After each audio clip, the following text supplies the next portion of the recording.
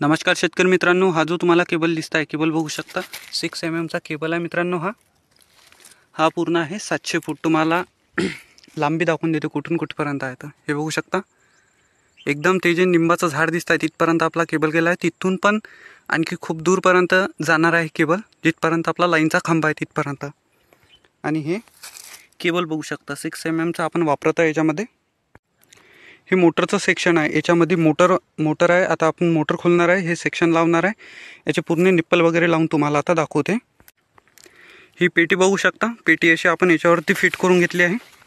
ही D clamp आहे, हे बघू शकता।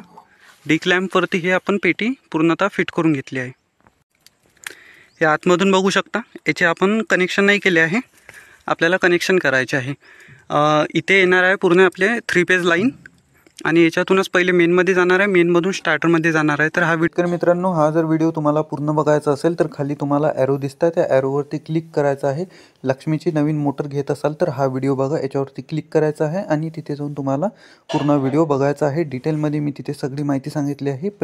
मोटर सिंगल पेज कंडेन्सरवर चालते की नाही चालत याच्याबद्दल पण सांगितलं आहे, तिथे जाऊन तुम्ही तो व्हिडिओ बघू शकता। धन्यवाद।